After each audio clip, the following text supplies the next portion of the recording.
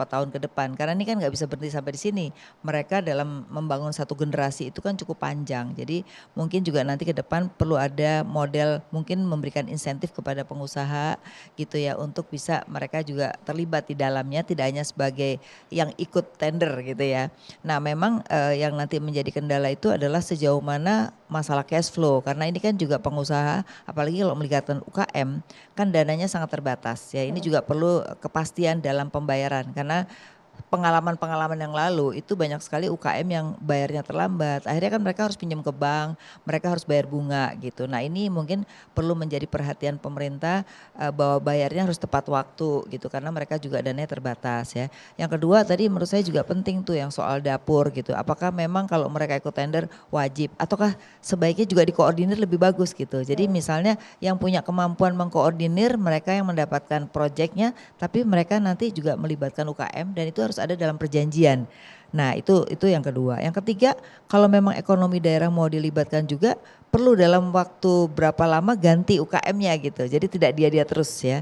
Nah itu saya rasa juga bagus karena jadi UKM itu terlibat semua tidak hanya yang mendapat tender pada saat itu aja gitu. Jadi harus diperluas gitu. Jadi itu kita harapkan jadi UKM yang menjadi anggota Kadin juga bisa mendapatkan multiplier efek daripada makan gratis ini gitu. Baik, tentunya ini luar biasa ya Bu ya. Untuk nantinya biar semua UMKM itu bisa satu persatu ikut serta dalam program ini selama 5 tahun ke depan. Betul sekali. Tapi Pak Dadan, untuk hal ini tadi kan juga kita sudah dengarkan bersama bagaimana permasalahan begitu ya dari UMKM, pemasok dan juga pengusaha.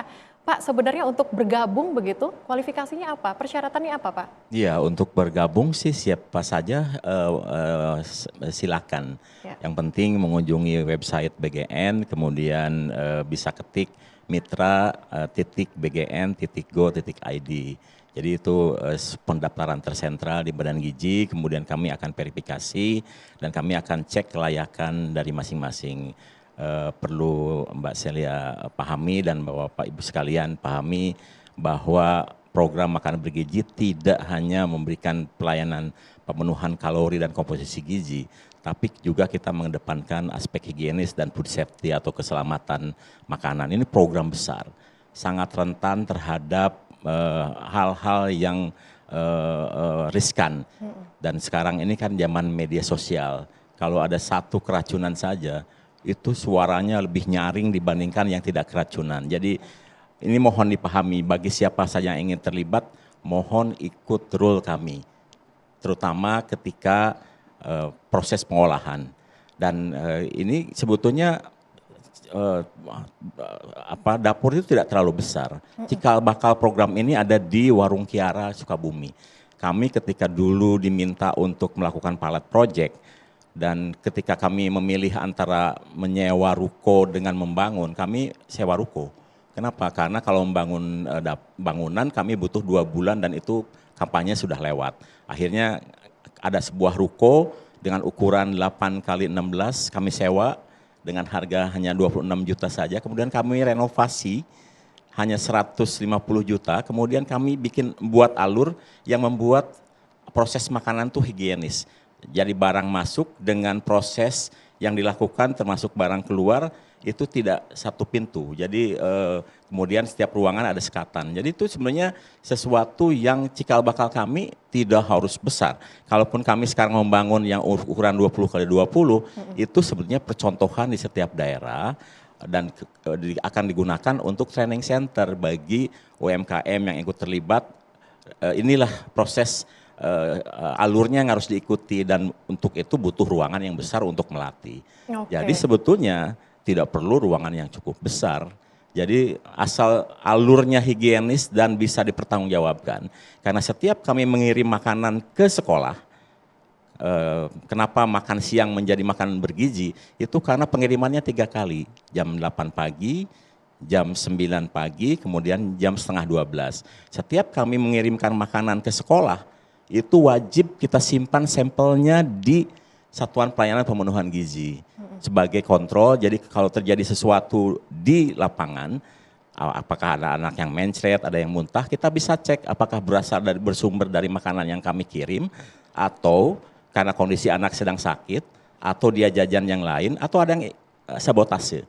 Nah itu keamanan yang seperti ini menjadi standar kami. Jadi siapapun silahkan bergabung asal ikuti alur kami itu. Karena ini program besar, program yang diperhatikan oleh semua orang, tidak boleh ada kesalahan sedikit pun. Tapi prosesnya lambat nggak sih? Lama atau butuh waktu mungkin beberapa bulan untuk bisa bergabung atau seperti apa prosesnya Pak? Ya, sekarang ini sudah ada 13.000 yang mendaftar di website, sudah diseleksi tiap hari karena ada tim yang memverifikasi. Sekarang sudah ada 220 hanya dalam waktu yang sangat singkat. Sudah menyebar di 31 provinsi ini sebagai bukti bahwa kami sangat mudah untuk melakukan itu dan kami cek setiap hari. Termasuk kenapa pegawai Badan Gizi sudah ada di lokasi itu. Karena verifikasi tidak hanya melalui digital, tetapi juga real dikunjungi di lapangan. Kalau memenuhi syarat, meskipun itu hanya sebuah rumah atau semua ruangan yang dimodifikasi dan alurnya higienis, kami loloskan.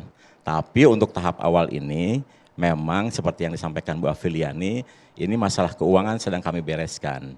Kenapa? Karena pada saat Badan Gizi launching tanggal 6, pada saat yang sama kami baru berusaha membuka blokir dari anggaran yang ada. Jadi perlu ketahui bahwa anggaran itu ditetapkan oleh pemerintah, tidak otomatis bisa digunakan. Itu ada 20 syarat untuk bisa digunakan.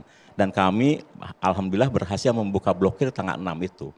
Dan untuk kegiatan yang sudah berjalan untuk sementara ini masih merupakan kontribusi daripada mitra. Jadi ini mitra-mitra yang memang merah putih ingin program ini jalan mengeluarkan uang duluan. Oke. Nah, kami sudah koordinasi dengan Dirjen Anggaran, Wakil Menteri Keuangan dan Menteri Keuangan. Kami ingin agar uang itu masuk dulu ke rekening Badan Gizi.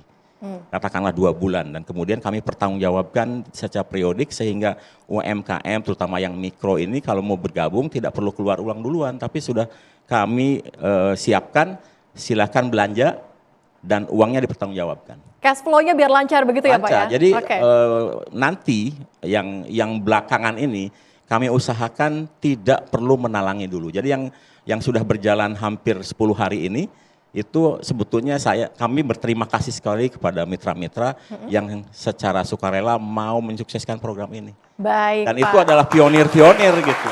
Oke, siap. Kami berhutang budi sama mereka dan kami akan pastikan pembayarannya tepat waktu. Pembayaran tepat waktu ini menjadi segar begitu ya sepertinya ya. Ini menjadi titik terang begitu bagi UMKM, pembayaran tepat waktu itu jadinya bahkan nikmat tidak perlu sekali keluar begitu uang Pak. duluan. Jadi sebetulnya uang sudah ada di rekening, kemudian belanja bersama, mempertanggungjawabkan bersama. Oke, siap. Jadi karena uang itu begitu masuk kan harus dipertanggungjawabkan supaya ditambah lagi. Kalau tidak dipertanggungjawabkan dengan seksama, ya tidak akan keluar uang lagi. Ini uang negara nih, bukan uang hamba Allah ya.